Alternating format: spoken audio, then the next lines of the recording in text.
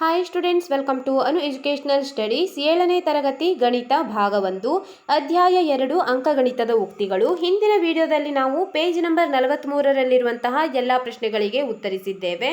ಈ ವಿಡಿಯೋದಲ್ಲಿ page number 44ರಲ್ಲಿರುವಂತಹ ಎಲ್ಲ ಪ್ರಶ್ನೆಗಳಿಗೆ ಉತ್ತರಿಸೋಣ. ಪೇಜ್ ನಂಬರ್ 44 ನೋಡಿ. 2ನೇ ಪ್ರಶ್ನೆ ಕೊಟ್ಟಿದ್ದಾರೆ. ಎಡಬದಿ ಎಂದರೆ LHS ಮತ್ತು ಬಲಬದಿ RHSಗಳಲ್ಲಿರುವ ಮುಂದಿನ ಉಕ್ತಿಗಳನ್ನು ವಿಶ್ಲೇಷಿಸಿ.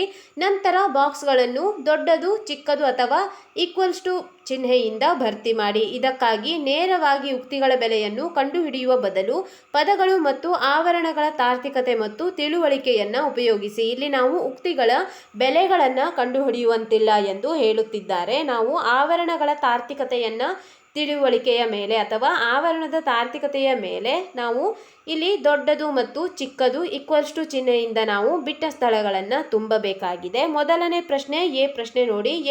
8 - 3 × 29, 3 - 8 × 29. ಇಲ್ಲಿ ಬ್ರ್ಯಾಕೆಟ್ನಲ್ಲಿರುವ ಸಂಖ್ಯೆಗಳು ಬೇರೆ ಬೇರೆಯಾಗಿದೆ.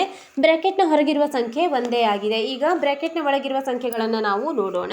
8 - 3 ಎಂದರೆ 5 ಬರುತ್ತದೆ. 3 - 8 ಎಂದರೆ ಇಲ್ಲಿ 8ರಲ್ಲಿ 3ಅನ್ನು ಕಳೆದಾಗ ಅಂದರೆ -5 ಬರುತ್ತದೆ. 5 - 5, 5ಅನ್ನು ನಾವು 29ಕ್ಕೆ ಗುಣಿಸಿರುವ ಉತ್ತರ -5ರಿಂದ 29ಕ್ಕೆ ಗುಣಿಸಿರುವ ಉತ್ತರಕ್ಕಿಂತ ದೊಡ್ಡದಾಗಿರುತ್ತದೆ. ಏಕೆಂದರೆ ಋಣ ಚಿಹ್ನೆಗಳು ಅಥವಾ ಋಣ ಸಂಖ್ಯೆಗಳು ಯಾವಾಗಲೂ ಕಡಿಮೆ ಬೆಲೆಯನ್ನು ಹೊಂದಿರುತ್ತದೆ. ಆದ್ದರಿಂದ 8 - 3 × 29 ದೊಡ್ಡದು ಎಂದು ಬರೆದುಕೊಳ್ಳಿ. ಬಿ ಪ್ರಶ್ನೆ 15 + 9 × 18.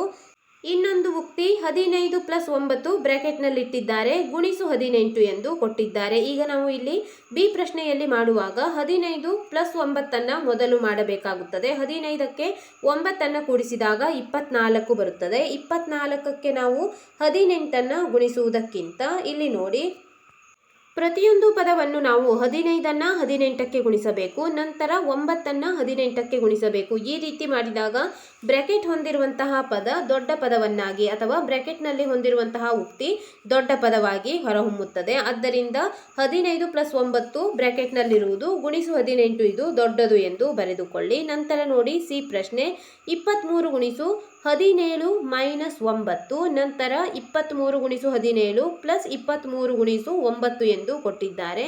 ಇಲ್ಲಿ 17 - 9, 17ರಲ್ಲಿ 9ಅನ್ನು ಕಳೆದಾಗ 8 ಬಂದಿದೆ. 8ಅನ್ನು ನಾವು 23ಕ್ಕೆ ಗುಣಿಸಿರುವ ಉತ್ತರಕ್ಕಿಂತ ಇಲ್ಲಿ ನೋಡಿ 23ಅನ್ನು ಒಮ್ಮೆ 17ಕ್ಕೆ ಗುಣಿಸಿದ್ದಾರೆ ಮತ್ತು 23ಅನ್ನು 9ಕ್ಕೆ ಗುಣಿಸಿ ಈ ಎರಡು ಪದಗಳನ್ನು ಕೂಡಿಸಿದ್ದಾರೆ. ಈಗ ನೀವು ಇಲ್ಲಿ ಸುಲಭವಾಗಿ ನೋಡಬಹುದು. 23ಅನ್ನು ಸಿ ಪ್ರಶ್ನೆಯಲ್ಲಿ ಮೊದಲ ಉಕ್ತಿಯಲ್ಲಿ ಬರೀ 8ಕ್ಕೆ ಗುಣಿಸಲಾಗಿದೆ. ಇಲ್ಲಿ 23ಅನ್ನು 17ಕ್ಕೆ ಗುಣಿಸಿ ನಂತರ 23ಅನ್ನು 9ಕ್ಕೂ ಕೂಡ ಗುಣಿಸಿದ್ದಾರೆ. ಆದ್ದರಿಂದ ಇಲ್ಲಿ 23 × 7 + 23 × 9 ಇದೇ ಉಕ್ತಿ ದೊಡ್ಡದಾಗುತ್ತದೆ, ದೊಡ್ಡದು ಎಂದು ಬರೆಯಿರಿ.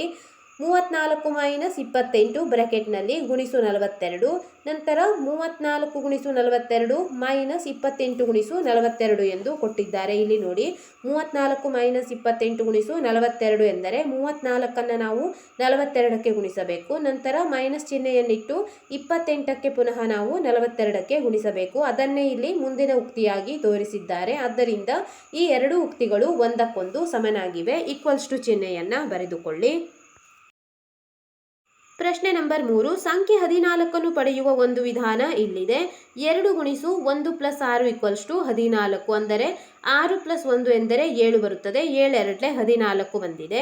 14ಅನ್ನು ಪಡೆಯಲು ಬೇರೆ ಬೇರೆ ವಿಧಾನಗಳಿವೆಯೇ? ಅವುಗಳನ್ನು ಮುಂದಿನವುಗಳಲ್ಲಿ ಭರ್ತಿ ಮಾಡಿ. ಇದೇ ರೀತಿ ಅಂದರೆ ಇಲ್ಲಿ ಉದಾಹರಣೆಯಾಗಿ 2 × 1 + 6 = 14 ಎಂದು ಕೊಟ್ಟಿದ್ದಾರೆ. ಇದೇ ರೀತಿಯಾಗಿ 14ಅನ್ನು ಪಡೆಯಲು ಬೇರೆ ವಿಧಾನಗಳಿವೆಯೇ? ಹಾಗಿದ್ದರೆ ಅವುಗಳನ್ನು ಮುಂದಿನವುಗಳಲ್ಲಿ ಭರ್ತಿ ಮಾಡಿ ಎಂದು ಕೊಟ್ಟಿದ್ದಾರೆ. ನಾವು 14 ಬರುವಂತೆ ಉಕ್ತಿಗಳನ್ನು ಬರೆಯೋಣ.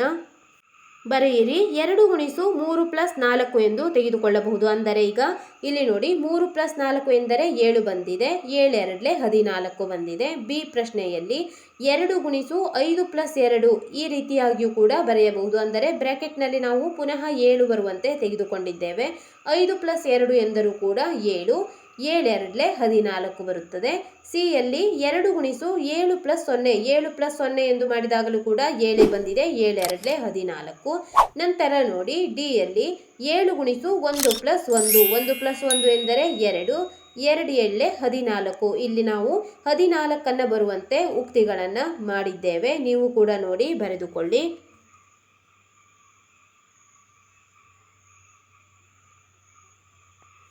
ಪ್ರಶ್ನೆ ನಂಬರ್ 4. ಮುಂದಿನ ಪ್ರತಿ ಚಿತ್ರದಲ್ಲಿ ನೀಡಿರುವ ಸಂಖ್ಯೆಗಳ ಮೊತ್ತವನ್ನು ಕನಿಷ್ಠ 2 ಬೇರೆ ಬೇರೆ ವಿಧಾನಗಳಲ್ಲಿ ಕಂಡುಹಿಡಿಯಿರಿ. ಉಕ್ತಿಗಳ ಮೂಲಕ ನೀವು ಅದನ್ನು ಹೇಗೆ ಪರಿಹರಿಸಿದಿರಿ ಎಂಬುದನ್ನು ವಿವರಿಸಿ. ಇಲ್ಲಿ 2 ಚಿತ್ರಗಳನ್ನು ಕೊಟ್ಟಿದ್ದಾರೆ. ಮೊದಲನೇ ಚಿತ್ರವನ್ನು ನೋಡಿ. ಮೊದಲನೇ ಚಿತ್ರದಲ್ಲಿ 5 4 ಕೊಡಲಾಗಿದೆ ಮತ್ತು 4 8ಗಳನ್ನು ಕೊಟ್ಟಿದ್ದಾರೆ. ಈಗ ನಾವು ಈ ಚಿತ್ರವನ್ನು ಹೇಗೆ ವಿವರಿಸಬಹುದು ಎಂದು ನೋಡೋಣ.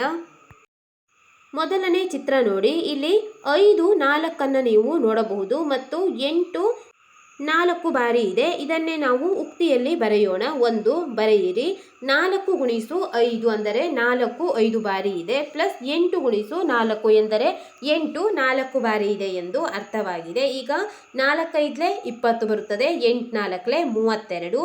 20 ಪ್ಲಸ್ 32 52 ಬಂದಿದೆ. ಈಗ ಇನ್ನೊಂದು ವಿಧಾನ, 2 ವಿಧಾನಗಳಲ್ಲಿ ವಿವರಿಸಲು ಹೇಳಿದ್ದಾರೆ. ಆದ್ದರಿಂದ ಎರಡನೇ ವಿಧಾನವನ್ನಾಗಿ ಇಲ್ಲಿ ನೋಡಬಹುದು. 4 ಗುಣಿಸು 5 ಪ್ಲಸ್ 8 ಗುಣಿಸು 4 ನಾವು 4 ಹೊರತೆಗೆಯಬಹುದಾಗಿದೆ. 4 ಹೊರತೆಗೆದಾಗ ಒಳಗೆ ಉಳಿದಿರುವಂತಹ ಪದಗಳು 5 ಮತ್ತು 8. ಆದ್ದರಿಂದ 5 ಪ್ಲಸ್ 8 ಎಂದು ನಾವು ತೆಗೆದುಕೊಂಡಿದ್ದೇವೆ. 4 ಗುಣಿಸು 8 ಪ್ಲಸ್ 5 ಮಾಡಿದಾಗ 13 ಬಂದಿದೆ. 13 4 52. ಇಲ್ಲಿ ನಾವು 2 ವಿಧಾನಗಳಿಂದ ಉಕ್ತಿಯನ್ನು ಬರೆದು ತೋರಿಸಿದ್ದೇವೆ. ಎರಡನೇ ಚಿತ್ರವನ್ನು ನೋಡೋಣ. ಎರಡನೇ ಚಿತ್ರವನ್ನು ನೋಡಿ.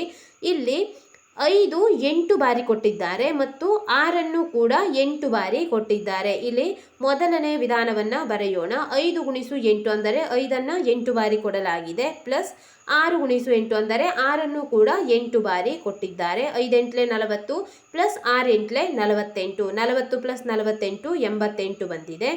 ಎರಡನೇ ವಿಧಾನದಲ್ಲಿ ನಾವು ಮಾಡುವಾಗ 5 ಗುಣಿಸು 8 ಮತ್ತು 6 ಗುಣಿಸು 8 ಇದೆ. ಇಲ್ಲಿ ಕಾಮನ್ ಆಗಿರುವಂತಹ ಪದ 8 ಆಗಿದೆ. 8 ಹೊರತೆಗೆದು 5 ಪ್ಲಸ್ 6 ಎಂದು ನಾವು ತೆಗೆದುಕೊಳ್ಳೋಣ. 5 ಪ್ಲಸ್ 6. 8 ಗುಣಿಸು 5 ಪ್ಲಸ್ 6 ಮಾಡಿದಾಗ 5 ಪ್ಲಸ್ 6 11 ಬಂದಿದೆ. 11 8 88. ಇಲ್ಲೂ ಕೂಡ ನಾವು ಅದೇ ಬೆಲೆಯನ್ನು ಪಡೆದಿದ್ದೇವೆ. ಆದ್ದರಿಂದ ಇಲ್ಲಿ ನಾವು 2 ವಿಧಾನಗಳಿಂದ ಎರಡನೇ ಚಿತ್ರವನ್ನು ಕೂಡ ವಿವರಿಸಿದಂತಾಗಿದೆ. ಮುಂದಿನ ಪ್ರಶ್ನೆ ನೋಡೋಣ.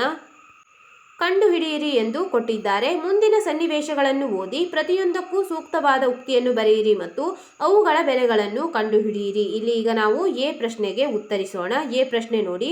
ಬೇಗೂರಿನ ಜಿಲ್ಲಾ ಮಾರುಕಟ್ಟೆ ವಾರದ ಎಲ್ಲ 7 ದಿನಗಳು ಕಾರ್ಯನಿರ್ವಹಿಸುತ್ತದೆ. ಇಲ್ಲಿ ಬೇಗೂರಿನ ಜಿಲ್ಲಾ ಮಾರುಕಟ್ಟೆ ವಾರದ 7 ದಿನದಲ್ಲೂ ಕೂಡ ಕಾರ್ಯನಿರ್ವಹಿಸುತ್ತದೆ. ರಹೀಂ ತನ್ನ ಹಣ್ಣಿನ ತೋಟದಿಂದ ಪ್ರತಿದಿನ 9 ಕೆಜಿ ಮಾವಿನ ಹಣ್ಣನ್ನು ಪೂರೈಸುತ್ತಿದ್ದಾನೆ ಮತ್ತು ಶ್ಯಾಮ್ ತನ್ನ ಹಣ್ಣಿನ ತೋಟದಿಂದ ಇದೇ ಮಾರುಕಟ್ಟೆಗೆ ಪ್ರತಿದಿನ 11 ಕೆಜಿ ಮಾವಿನ ಹಣ್ಣನ್ನು ಪೂರೈಸುತ್ತಿದ್ದಾನೆ. ಸ್ಥಳೀಯ ಜಿಲ್ಲಾ ಮಾರುಕಟ್ಟೆಗೆ ಒಂದು ವಾರದಲ್ಲಿ ಅವರು ಪೂರೈಸಿದ ಮಾವಿನ ಹಣ್ಣಿನ ಪ್ರಮಾಣವನ್ನು ಕಂಡುಹಿಡಿಯಿರಿ. ಈಗ ನಾವು ಇಲ್ಲಿ ರಹೀಂ ಮತ್ತು ಶ್ಯಾಮ್ ತರುವಂತಹ ಹಣ್ಣುಗಳು 9 ಕೆಜಿ ಮತ್ತು 11 ಕೆಜಿ. ವಾರದಲ್ಲಿರುವಂತಹ ದಿನಗಳು 7 ದಿನಗಳಾಗಿವೆ. 7ಕ್ಕೆ ನಾವು ಈಗ 9 ಮತ್ತು 11ರಿಂದ ಗುಣಿಸಿ ಮಾವಿನ ಹಣ್ಣಿನ ಪ್ರಮಾಣವನ್ನು ಕಂಡುಹಿಡಿಯಬೇಕಾಗುತ್ತದೆ. ಬರೆಯೋಣ. ಬರೆಯಿರಿ. ಮಾರುಕಟ್ಟೆ 7 ದಿನ ಕಾರ್ಯನಿರ್ವಹಿಸುತ್ತದೆ ಎಂದು ಹೇಳಿದ್ದಾರೆ. ಆದ್ದರಿಂದ ಮಾರುಕಟ್ಟೆ 7 ದಿನ ಕಾರ್ಯನಿರ್ವಹಿಸುತ್ತದೆ.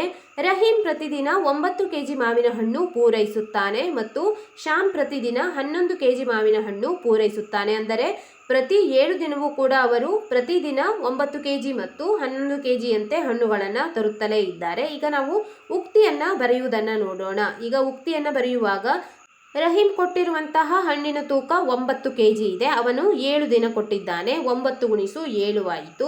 ಶ್ಯಾಮ್ ಕೊಟ್ಟಿರುವಂತಹ ಹಣ್ಣಿನ ತೂಕ 11 ಕೆಜಿ ಇದೆ.